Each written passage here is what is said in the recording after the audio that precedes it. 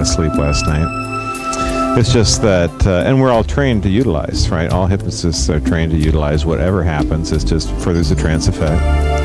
So there's somebody in the room next to me who certainly appeared to be driving masonry bits through the wall. Okay.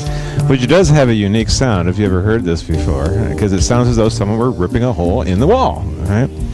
And so I was laying there going, the sounds of change. Yes, yeah. It's either a trumpeting bull moose or the sounds of change. So everybody have a good relaxed time having lunch. Everyone is well fed, relaxed, feeling better than before. That's right. That's right. You've had your wide awake part. Your ass is mine now. And so, what were the results when you stopped to notice how your personal energy state was going?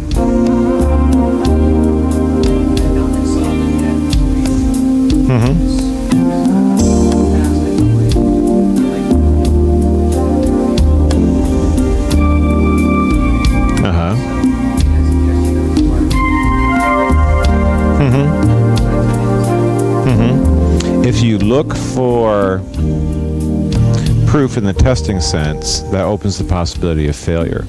If you instead open yourself up to how am I feeling it now, as opposed to am I feeling it now? Okay. Well, just adding that one word means I can feel it in a subtle fashion, for example. I mean, you heard the guys when they were up here and they were saying, well, it seemed kind of faint, almost like an apology. Okay, well, we're not talking about like a fucking fire hose running up your spine here, you know. It's just, can you feel the natural flow of energy, right? Getting more and more attuned, okay?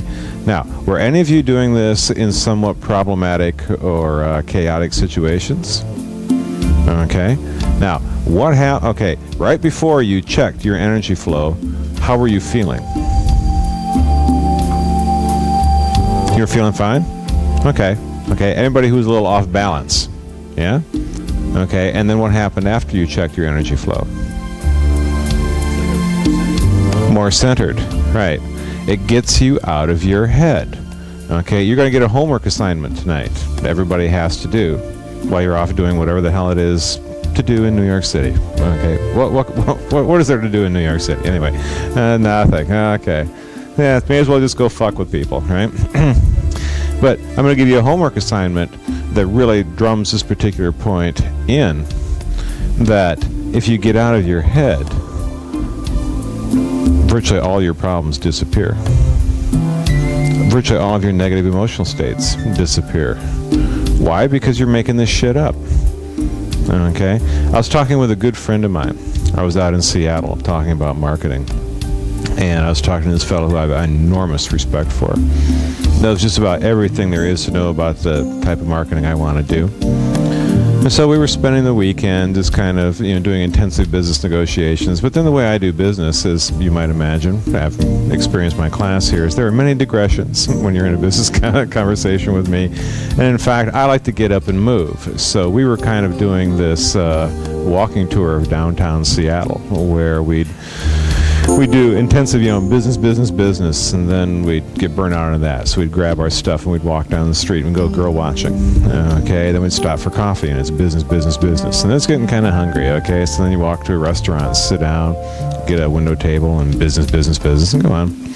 But at one point we were actually in a car. And we're driving along, and much to my amazement, this very accomplished, thoroughly professional fellow turns out to be an aficionado of road rage. Okay, I mean, it's like, if you ever driven in Seattle in rush hour, you know that there's if you're trying to get anywhere that's in a direct line from downtown Seattle to Microsoft headquarters, it's just like traffic does not move.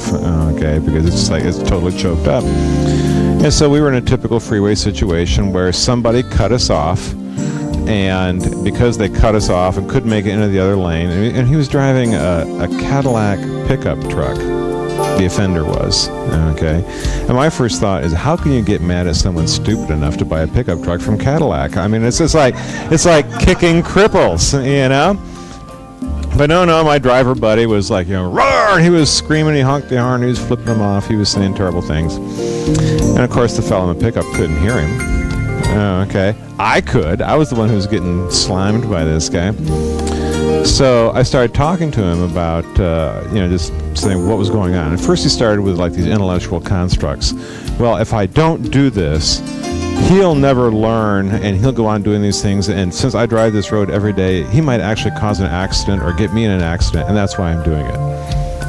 I'm thinking that's probably not true. Okay, can you simplify those statements? Okay, and I kept making him shorten it down, until he finally came down and he says, well, what I was feeling right then was, you made me angry. I said, perfect.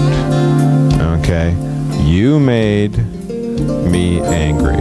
What does that tell us? Well, at this point, he was extremely wary, okay, because this is like he's sitting here talking to a hypnotist who's deconstructing his whole state of mind, and he's starting to wake up to the fact he's in deep shit,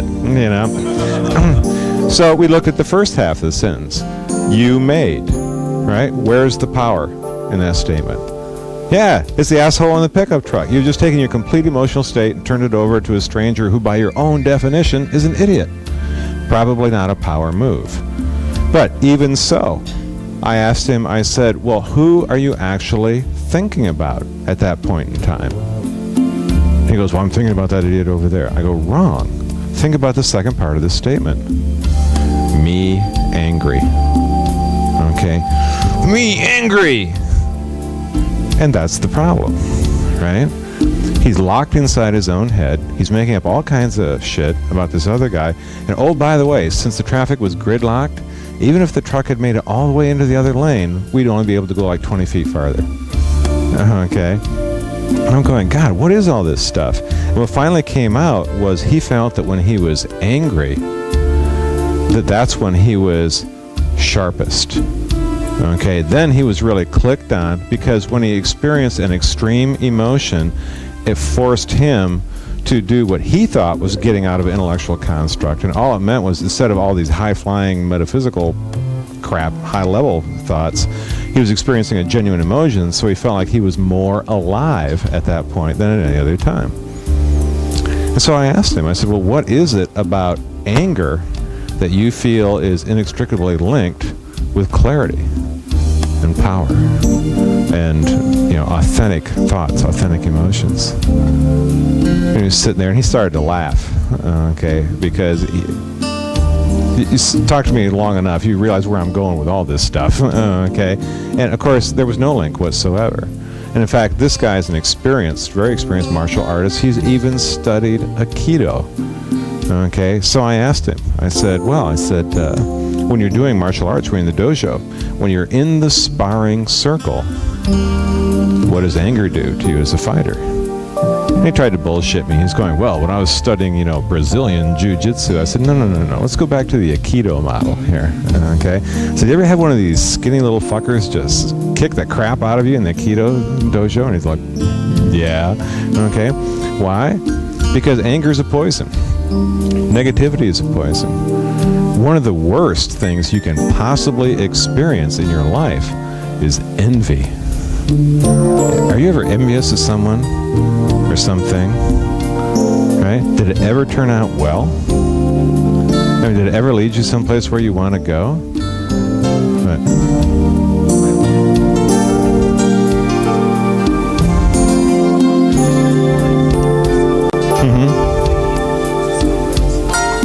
it might, but it also defines you as someone who is not at that skill level, right? You start out with an unfavorable comparison. That's the nature of envy.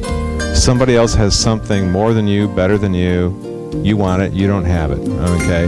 And typically you don't know how to get it, because if you knew how to get it, you wouldn't be envious. You might be a little competitive, okay? Or you might, if you're really mature about it, you might just say, this is where I am now, and this is how far I have to go. But while you're envious, are you making any progress at all? No. It's like when people come up to me and they go, I'm a student. I go, you poor dear. I'm so sorry. I'm like, huh? Okay. I say, well, aren't you someone who's learning this? See, the thing is, if you identify yourself, you make identity statements like, I am a student.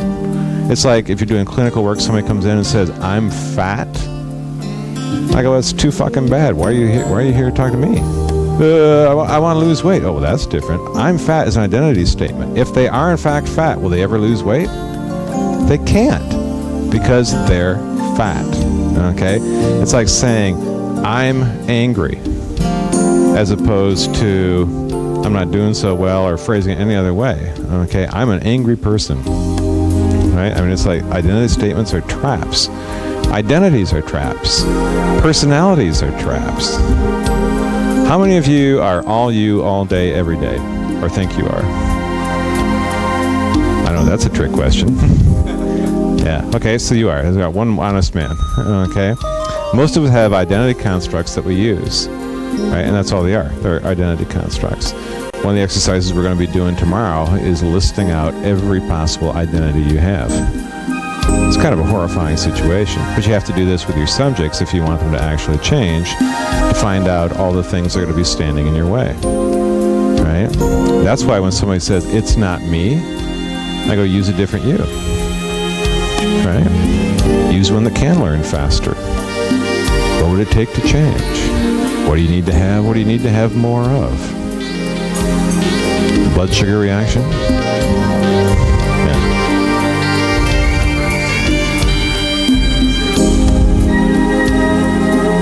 Oh yeah. Oh yeah. I'm not always like this. Okay? Usually I'm not nearly as patient and mild-mannered as you see me in a class. I'm not. I mean, and my wife, bless her, encourages me to get out of the box even more. Okay, my wife, the fabulous woman that she is, told me at one point in time she was concerned that by marrying her and settling down in suburbia, that I was going to start to deliberately dull my edge, calm myself down. Okay, because when she met me, I was pretty much a flamer. I mean, I was running around doing things that most people thought were flat out impossible. This is during the days when I was working as a consultant. I was getting paid anywhere from $3,000 to $5,000 a day for showing up, drinking coffee, and telling people they were assholes. Okay, that's true. I was working with one of the largest corporations in the United States. I was, on staff to the guy who ran the whole freaking thing. And several times a day, I'd take him behind closed doors and say, you're an asshole, and here's why. Okay, and why did I get that money? Because nobody else would do this. Everybody else was scared spitless of this guy. And so they were all lying to him, right? And so I thought, if I can do this, if I can go that far outside the box, if I can show up at one of these global corporations, I mean, it's like the mothership, the headquarters of this multinational corporation, okay? And they had the chairman's slot, and then they had the president's slot, and then they had my slot that had the Harley in it, okay? I'd show up, and I'd be like, there'd be 6 executive vice presidents sitting around a table, and they're all wearing their suits and ties, and corporate guys compete by ties because everybody wears the same suit. I mean, it's just like incredible horse shit. And I'm sitting there and I haven't shaved for 3 days and I'm wearing, one of my typical Hawaiian shirts and maybe I'm wearing shorts. And it's like, and I show up in the fucking building, it's all glass because it's very arty, so I'm out there blipping the throttle and you can see the wall waving back at me, Now, part of that is a deliberate act, okay, because injecting me into the conference room changes things. Right? But then I was there basically to just, shove off as much work as I possibly could because consultants don't do anything. They impart knowledge and over time. Contractors do things. Those of you who are in software, remember the distinction. Okay? If you're a consultant and they ask you to do something and you say yes, you just made yourself into a contractor. You lose. Boom. They get paid a lot less. Okay? Anyway, I used to be all out of the box. I was running around hypnotizing women as a screening method of finding my dates, and doing all this kind of stuff. And Cassie was concerned I might slow down. There are certain personality constructs that are useful within certain confines. I'm going to a family reunion in July. They're not going to meet Major Mark. Okay? Most of my family, this is really fucking funny because I've been talking about this on tape for 7 years, 8 years now? Most of my family has no idea what I've done in my life. They have no clue because when I show up, I'm Mark, the younger son, okay, who does something that's really kind of hard to explain,